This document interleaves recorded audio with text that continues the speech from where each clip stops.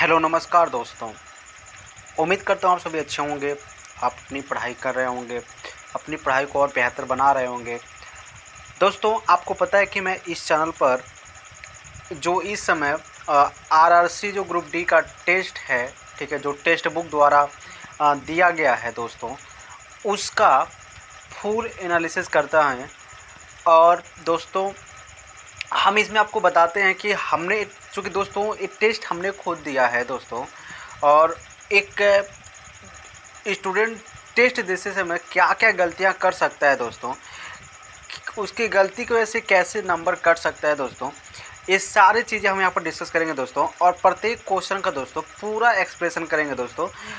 और उम्मीद है दोस्तों को आपको ये सारे क्वेश्चन बहुत ही पसंद आएंगे दोस्तों, और बहुत ही अच्छी तरह से समझ में आएगा। ठीक है दोस्तों। तो दोस्तों अगर बात करें हम जिस टेस्ट की, इस टेस्ट की अगर हम बात करते हैं दोस्तों, तो आप देख सकते हैं दोस्तों कि इस टेस्ट में टोटल जो बच्चे अपीयर हुए हैं दोस्तों, वो हुए हैं 24,800 बच्चे, जिसमें मेरा जो रैंक है दोस्तों 54, मतलब 54 रैंक है दोस्तों मेरा। अगर इसके कट ऑफ की बात करें दोस्तों, तो ये 60 से 63 इसका कट ऑफ है। ओबीसी से, मैं ओबीसी से आता हूँ दोस्तों, और इसका 60 से 63 इसका क्या है, कट ऑफ है दोस्तों। अगर बात करें दोस्तों अंक की, तो मेरा जो अंक है दोस्तों वो 79.35 है। ठीक है दोस्तों, बहुत ही अच्छा अंक नहीं है दोस्तों, फिर भी हम कोशिश कर रहे हैं दोस्तों अपने आप को इम्प्रूव करने की दोस्तों। आपको भी आपसे भी यही उम्मीद रखता हूं दोस्तों कि आप भी अपने आप को इम्प्रूव कर रहे होंगे दोस्तों धीरे धीरे। ठीक है, यहाँ पर एक्यूरेसी अगर देखें दोस्तों, तो एक्यूरेसी मेरा क्या है, 94.19 है, इतना परसेंट हमारा एक्यूरेसी है दोस्तों। बाकी हमने इसमें दोस्तों आप देख सकते हैं सिर्फ 86 क्वेश्चन हमने इसमें अटैम्प्ट किए हैं दोस्तों। 86 क्वेश्चन अटैम्प्ट किए हैं, जिसमें से 81 मेरा राइट है और 5 मेरा रॉन्ग है। ठीक है, यहाँ पर अगर ऑवरेज अंक देखें आप, तो दोस्तों ऑवरेज अंक क्या है, 50.05 है। और जो सर्वश्रेष्ठ अंक है दोस्तों, एक कितना है, 100 है दोस्तों। दोस्तों इस तरह से हम देख सकते हैं कि जो ये पेपर है दोस्तों, ठीक है, चूँकि अगर कोई बच्चा 100 में से 100 अंक लाता है दोस्तों, तो आप उसको क्या कर सकते हैं, उसको तो हार्ड तो कर नहीं सकते दोस्तों। तो वह क्या है, इजी टू मॉडरेट क्वेश्चन है दोस्तों, बहुत ही सिंपल सा क्वेश्चन है दोस्तों। आप आराम से देख सकते हैं, पेपर हम जब करेंगे दोस्तों तो आराम से देख सकते हैं। ठीक है दोस्तों, तो उम्मीद है दोस्तों आपको ये वीडियो पसंद आता होगा, हमारी जो ये मेहनत है आपको पसंद आता होगा दोस्तों। तो अगर ऐसा आपको होता है दोस्तों, तो प्लीज़ अपने दोस्तों के साथ शेयर जरूर कर दीजिएगा। ठीक है, चलिए चलते हैं दोस्तों अपने क्वेश्चन की तरफ सीधे। दोस्तों यहाँ पर मेरा जो पहला ही क्वेश्चन है दोस्तों, वो भी क्या हो गया, रॉन्ग हो गया दोस्तों।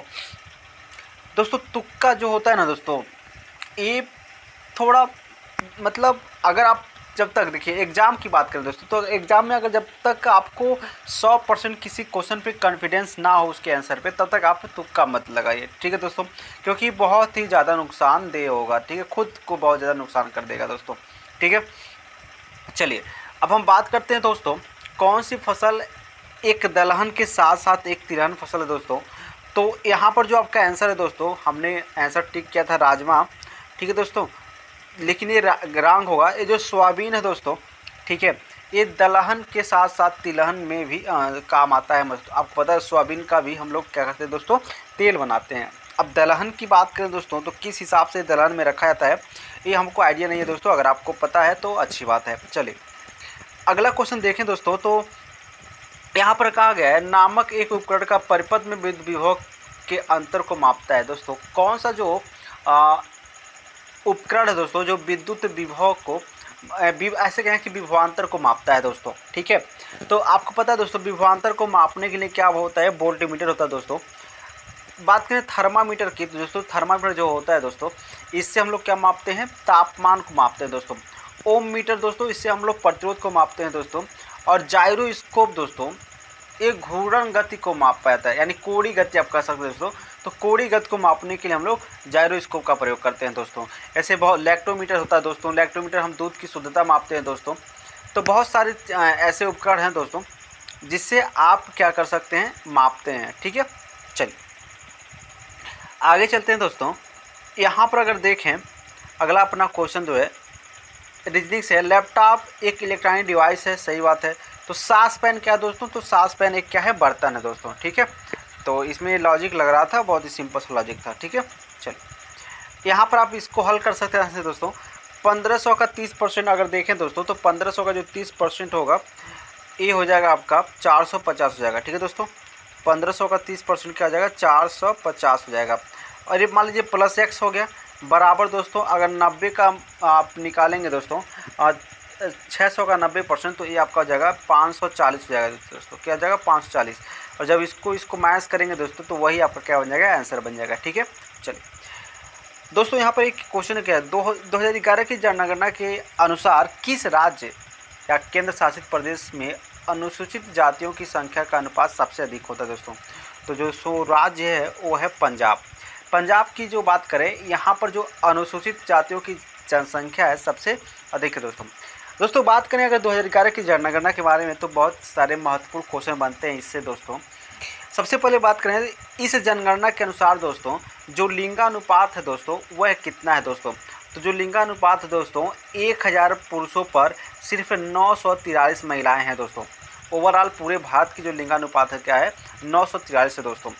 बात करें दोस्तों सबसे अधिक जो लिंगानुपात है दोस्तों, वह है केरल राज्य में है।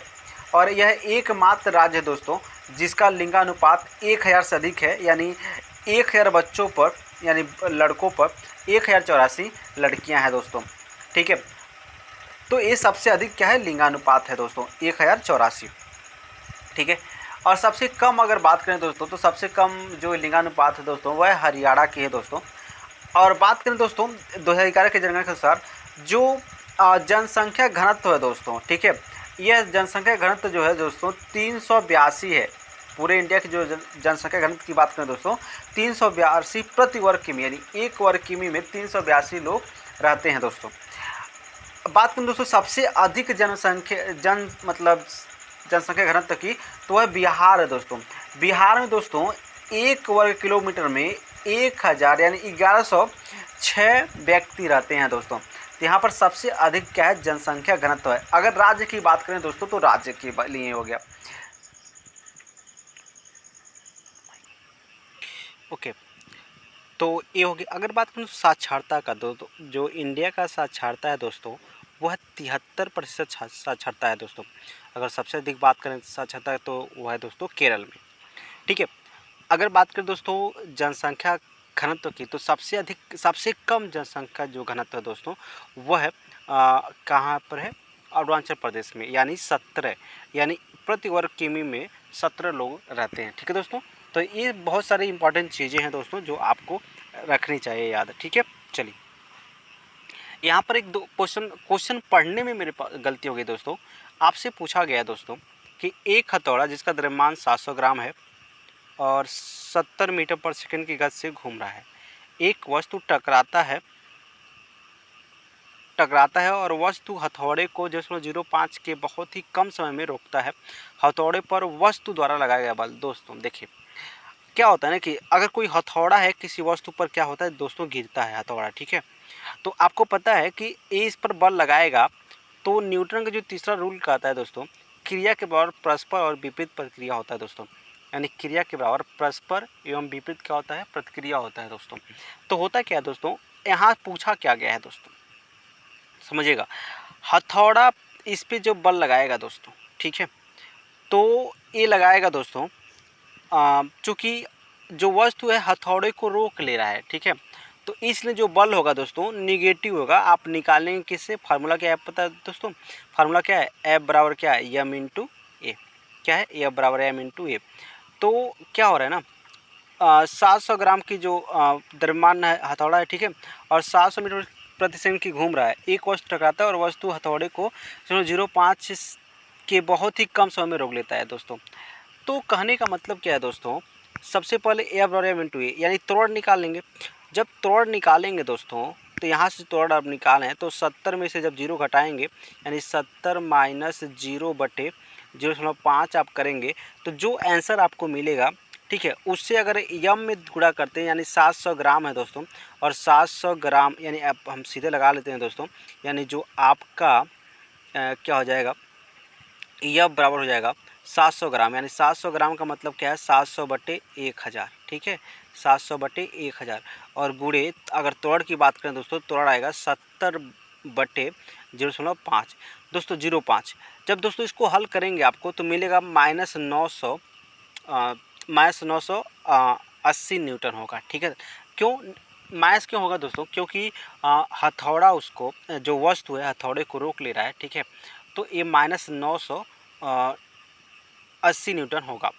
अब हो क्या रहा है, अगर ये पूछता कि हथौड़ा वस्तु पर कितना बल लगाएगा तो हमारा आंसर सही था कि -980 न्यूटन।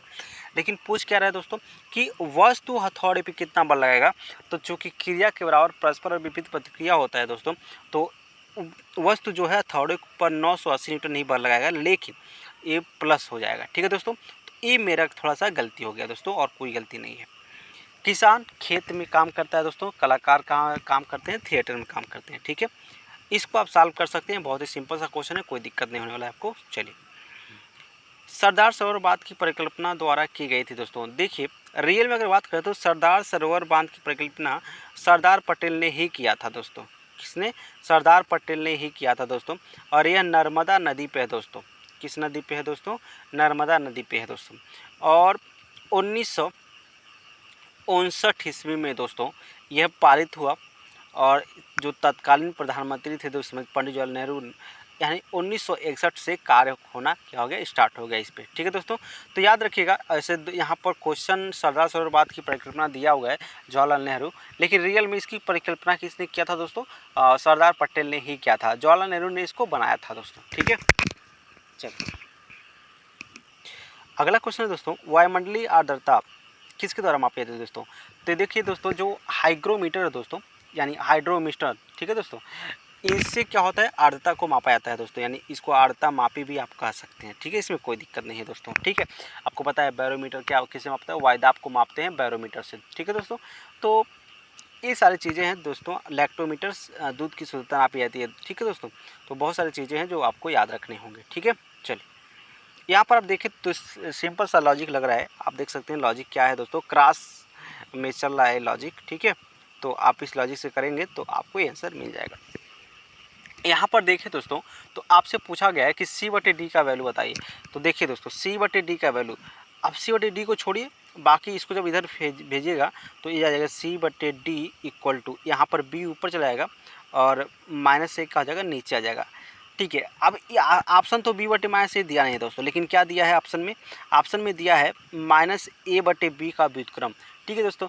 जब -A/B का व्युत्क्रम करेंगे तो आपको क्या निकल जाएगा? B/-से निकल जाएगा, ये आपका क्या हो जाएगा? सही आंसर हो जाएगा, ठीक है। चलिए, बाबर ने 1529 में किस नदी के किनारे मोहम्मद लोदी को हराया था दोस्तों? तो जो घाघरा का युद्ध हुआ था दोस्तों 1529 में दोस्तों, वह बाबर ने ही क्या किया था दोस्तों? लोदी को हराया था दोस्तों, और एक घाघरा नदी के किनारे हुआ था दोस्तों ये युद्ध, ठीक है। 1529 में दोस्तों ये युद्ध हुआ था। 1526 ईस्वी में दोस्तों बाबर ने पानीपत का प्रथम युद्ध हुआ था दोस्तों 1526 ईस्वी में। बात करें दोस्तों, कुछ और सारी युद्ध हैं दोस्तों, जैसे तराइन का युद्ध हो गया दोस्तों, मोहम्मद गोरी और पृथ्वीराज के बीच में हुआ था दोस्तों। तो मोहम्मद गोरी और तराइन का प्रथम युद्ध किस 1191 में हुआ था दोस्तों। इसमें आपका जो पृथ्वीराज चौहान थे वो जीत गए थे दोस्तों। लेकिन जो तराइन का द्वितीय युद्ध था दोस्तों, यानी 1192 में, 1 साल बाद, इसमें पृथ्वीराज चौहान क्या होते हैं, हार जाते हैं और मोहम्मद गोरी जीत जाता है। बात करें दोस्तों चंदाौर का युद्ध, जो चंदाौर का युद्ध है दोस्तों, यह 1194 में हुआ था दोस्तों, ठीक है। जयचंद और गोरी के बीच में भी ये हुआ था दोस्तों, चंदाौर का जो युद्ध था, ठीक है दोस्तों। तो ये सारी चीज़ें हैं दोस्तों। और आप बात करें दोस्तों, अगर क्या बोलते हैं इसका, प्लासी का युद्ध, तो जो प्लासी का युद्ध था दोस्तों, यह 1757 ईस्वी में हुआ था दोस्तों। और इसी से यह तय हो गया दोस्तों कि जो मतलब क्या था, ब्रिटिश इंडिया का जो हुकूमत क्या हो गया, स्टार्ट हो गया, प्लासी की युद्ध से ही हुआ था दोस्तों, ठीक है दोस्तों। चलिए, ये सारी चीज़ें हैं जो दोस्तों आपको याद रखने होंगे, ठीक है। चलिए, आगे चलते हैं दोस्तों। यानी यहाँ पर क्वेश्चन क्या है, 500 किग्रा द्रव्यमान वाली एक कार को 64 किलो जूल की गतिज ऊर्जा होती है, इसकी गति ज्ञात करना, यानी इसका वेग ज्ञात करना दोस्तों। ठीक है दोस्तों, तो आपको पता है जो 10 गतिज ऊर्जा दिया हुआ कितना, गतिज ऊर्जा का फार्मूला क्या होता है, हाफ एम वी स्क्वायर दोस्तों, है ना। और ये आपका दिया है 64 किलो जूल, यानी 64 किलो जूल का मतलब क्या है दोस्तों, 64,000। ठीक है दोस्तों, 64,000 जूल। दोस्तों जब यम का वैल्यू रख करके इसको सॉल्व करेंगे दोस्तों तो भी का वैल्यू निकल जाएगा और ये वैल्यू आपको मिल जाएगा कितना, 16 आपको आंसर मिल जाएगा। ठीक है, पकड़ना छोड़ना। ठीक है दोस्तों, अगर पकड़ना है तो इसका अपोजिट क्या होगा, छोड़ना होगा। और फिर छूट है दोस्तों, तो अधिशुल्क, मतलब अधिशुल्क का मतलब क्या है दोस्तों, जो अधिभार होता है ऊपर से जो लिया जाता है दोस्तों, उसी को हम लोग क्या बोलते हैं, अधिशुल्क बोलते हैं दोस्तों। क्या बोलते हैं, उसी को अधिशुल्क बोलते हैं। यानी अगर छूट दे रहे हैं तो इसका एक्स्ट्रा जो लेंगे उसी को आप क्या कहते हैं, अधिशुल्क करते हैं। ठीक है, तो सिंपल सा क्वेश्चन था, आप समझ गए होंगे। ठीक है, चलिए अगले जो क्वेश्चन है दोस्तों, सिंपल सा क्वेश्चन था दोस्तों। आप देख सकते हैं इसका मतलब क्या है दोस्तों, इसका मतलब है दोस्तों 3 त्रिका 9 यानी 2 पे पावर 9, और इसका मतलब क्या है दोस्तों, 3 दूना 6 यानी 2 पे पावर 6। तो आपसे पूछा गया है कि यह जो है इससे कितना गुना है। तो देखिए कितना पावर कम है दोस्तों, 3 पावर, और 3 पावर का मतलब क्या है दोस्तों, 3 पावर का मतलब है 8, यानी 8 गुना क्या है दोस्तों, इससे कम है। ठीक है दोस्तों, सिंपल सा क्वेश्चन था, समझ में आ गया। अबुल फजल की मृत्यु दोस्तों, ठीक है, किसके कारण हुआ था दोस्तों। तो दोस्तों जो अबुल फजल का मृत्यु था दोस्तों, वह राजकुमार सलीम के कारण हुआ था दोस्तों। ठीक है दोस्तों, यानी जो ये सलीम है दोस्तों, यह है अकबर के क्या है दोस्तों, ये सलीम जो है दोस्तों, ये अकबर के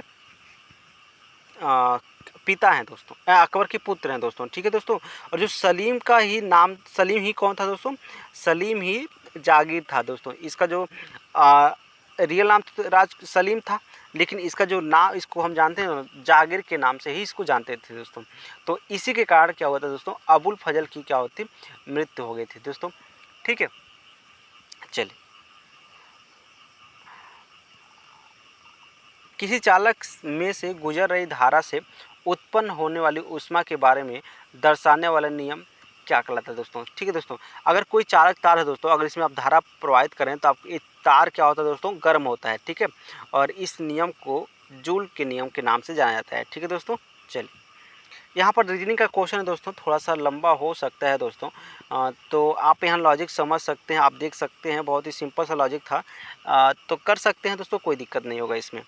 ठीक है, चाहे तो कल देखिए, जी एक लड़के और एक लड़की का पिता है दोस्तों। जो जी है इसका एक लड़का है और एक लड़की है। तो मान लीजिए ये जी है, इसका एक लड़का होगा और दोस्तों इसका एक लड़की होगी। यानी अगर मान लेते हैं ये लड़का है और एक आ जाएगी, लड़की हो जाएगी। ठीक है, अब कह रहा है यक्ष यच का पुत्र है दोस्तों, यक्ष जो है वो यच का पुत्र है। अच्छा, सी जी की बहू है। अच्छा, जो सी है दोस्तों वो जी की बहू है, मतलब सी जी की बहू है मतलब क्या, सी ए सी हो गई, सॉरी ए सी हो गई दोस्तों, सी जी की बहू है मतलब ए सी हो गई, सॉरी एक सेकेंड, सी जी की बहू है। तो दोस्तों ए सी हो गई, मान लेते हैं ए सी हो गई, सी जी की बहू है। और यक्ष यच का पुत्र, अच्छा सी यक्ष का सी यक्ष की माता है दोस्तों। जो सी है ना दोस्तों, ये यक्ष की माता है, सी जो है यक्ष की क्या है, माता है। ठीक है, जी का पुत्र कौन है दोस्तों, तो देखिए दोस्तों, यानी यक्ष यच का क्या है, यक्ष जो है दोस्तों यच का पुत्र है। देखिए यानी देखिए यक्ष, यानी यहाँ ये क्या हो गया, यक्ष हो गया। ठीक है, इसकी पत्नी कौन हो गई, सी हो गई, और इसका पुत्र कौन हो गया, यक्ष हो गया। तो ये जो यच है ये भी इसका क्या हो गया, पिता हो गया। तो आपसे जी का पूछा गया है कि जी का पुत्र कौन है दोस्तों, तो जो जी का पुत्र है दोस्तों वह क्या है, यच हो जाएगा। ठीक है, चलिए यहाँ पर आपसे पूछा गया कि इनमें से कौन अपरिमेय संख्या है दोस्तों। तो अपरिमेय संख्या वह होता है दोस्तों जिसको हम p/q के रूप में नहीं लिख सकते हैं दोस्तों। ठीक है, अब p/q के रूप में नहीं लिखा जा सकता, वही क्या कहलाता है, अपरिमेय संख्या कहलाता है दोस्तों। यानी जो पाई होता है दोस्तों ना, पाई का वैसे रियल मान क्या होता है दोस्तों, 22/7 हम लोग यूज करते हैं, लेकिन एक्यूरेट 22/7 नहीं होता है दोस्तों। तो यह क्या है, एक अपरिमेय संख्या होता है, याद रखिएगा, पाई को हम एक अपरिमेय संख्या कहते हैं। पाक जलडमध्य निम्न में से किस देशों के को अलग करता है दोस्तों? तो जो पाक जलडमध्य दोस्तों यानी पाक स्टेट जो है दोस्तों, भारत और श्रीलंका को क्या करता है? अलग करता है दोस्तों। ठीक है, अगर बात करें दोस्तों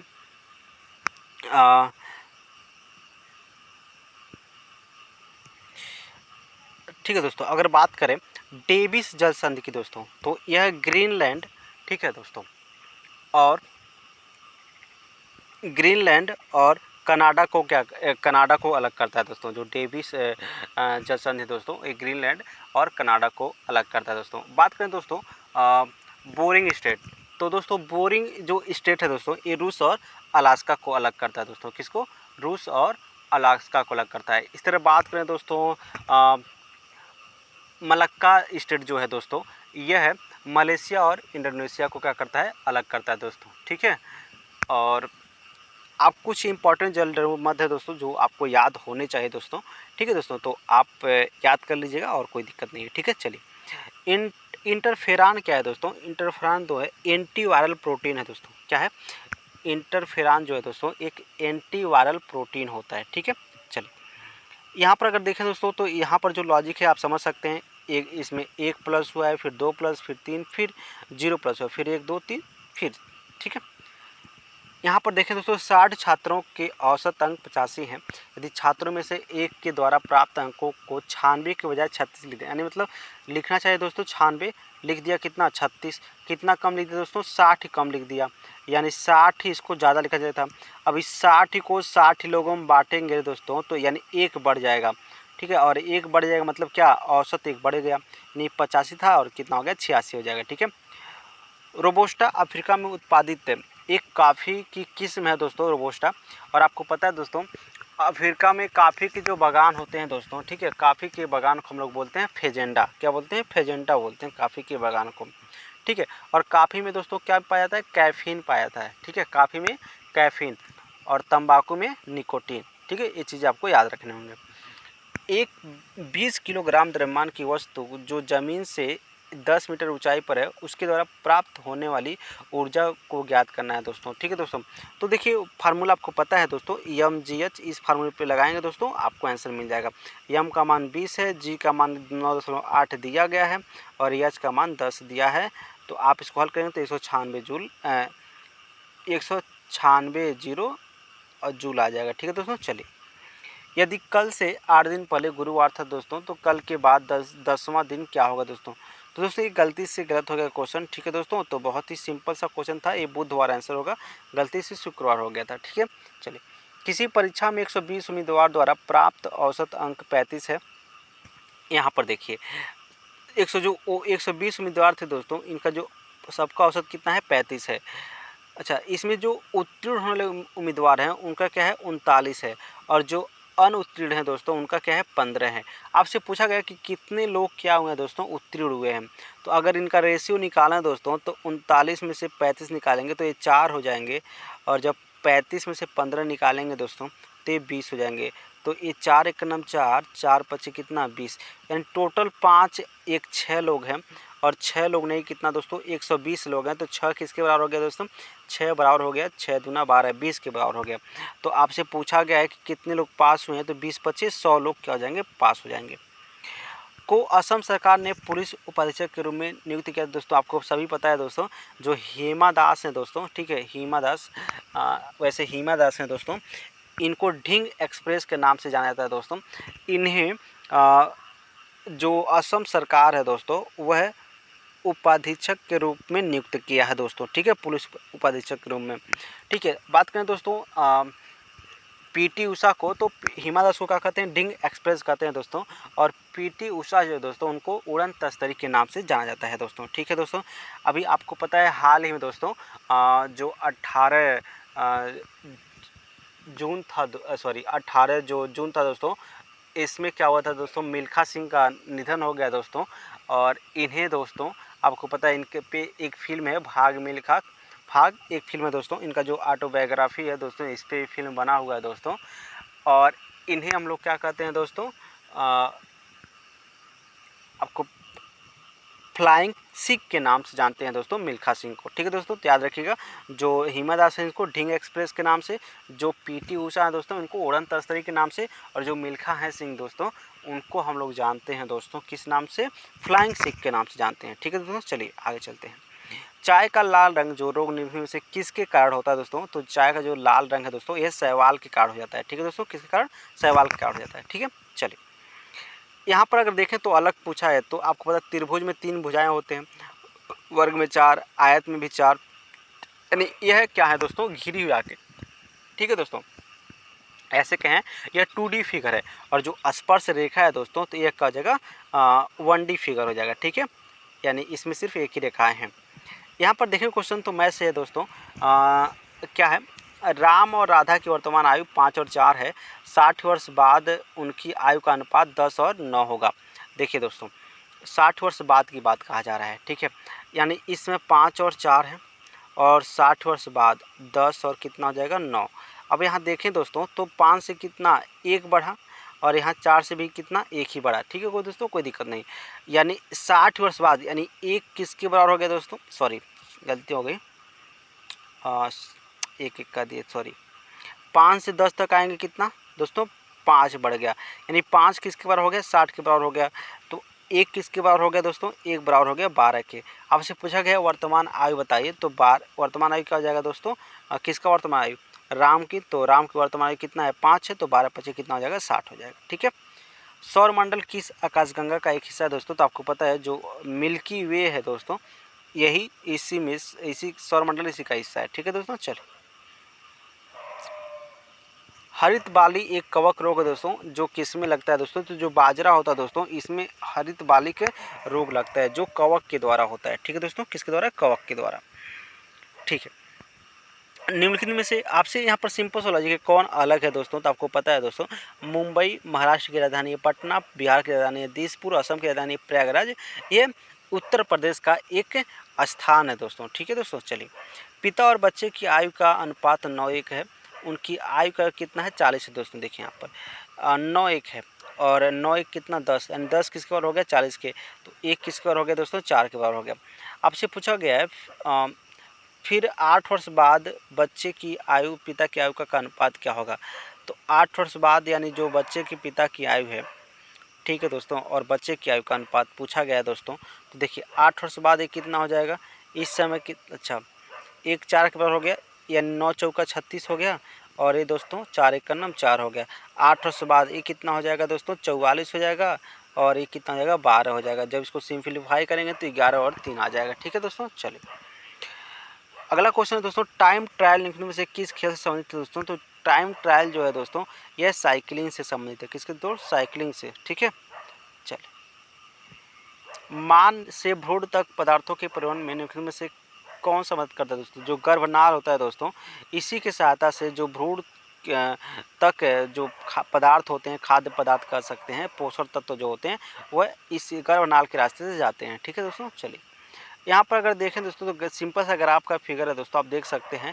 सबसे पहले ये क्या है, बाला ने पश्चिम दिशा में चलना स्टार्ट किया। देखिए ये आपका पश्चिम चलना स्टार्ट किया, कोई बात नहीं, क्योंकि दिशा पूछा है तो लिखने की जरूरत नहीं है दोस्तों।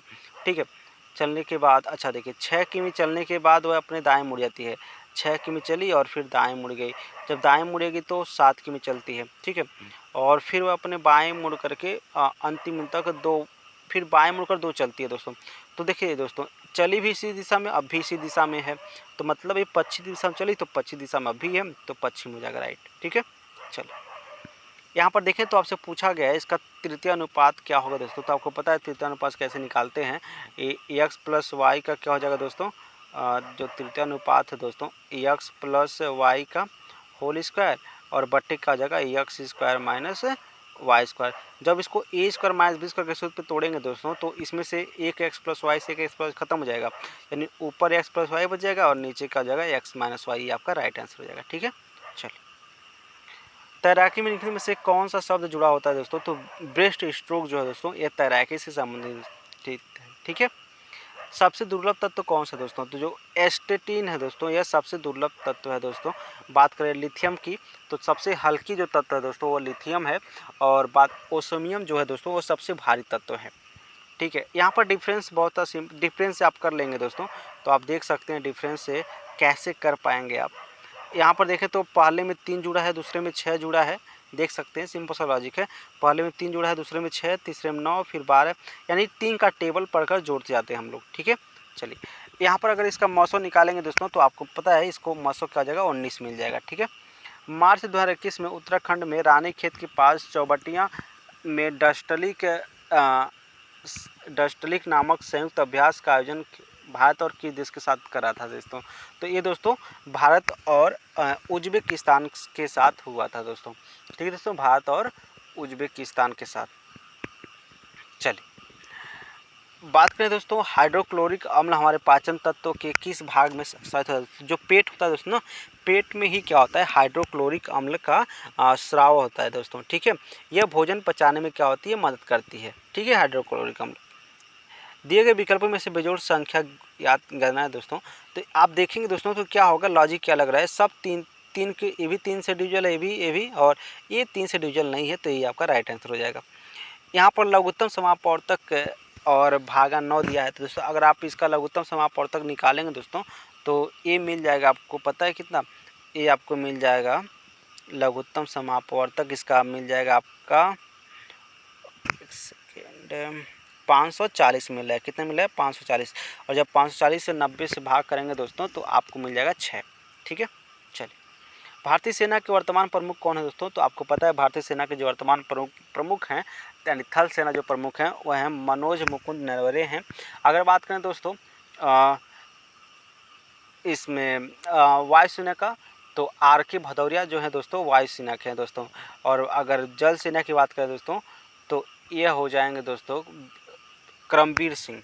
ठीक है, करमबीर सिंह ये जल सेना के हो जाएंगे। ठीक है, छोटी आंत का पहला भाग मुख्य रूप से निरंतर टूटने वाली प्रक्रिया के लिए जिम्मेदार है। पाचन तंत्र यानी पाचन अंत्र। ठीक है दोस्तों, तो इसको याद रखिएगा। यहाँ पर अगर देखें दोस्तों सिंपल सा क्वेश्चन है दोस्तों, पूछा गया है कि सब मतलब खेल खेलने वाले प्लेयर हैं दोस्तों, तो इसमें दो कौन ऐसे प्लेयर हैं जो सिर्फ 2 खेल खेलते हैं दोस्तों? तो यहाँ पर देखिए 7 भी, यहाँ पर अगर देखें दोस्तों तो 7 हो गया दोस्तों। फिर यहाँ पर अगर देखें दोस्तों तो 2 खिलाड़ी 9 हो गया, और फिर 17 हो गया। सबको जोड़ेंगे दोस्तों तो आपको मिल जाएगा 33। यहाँ पर आपसे पूछा गया है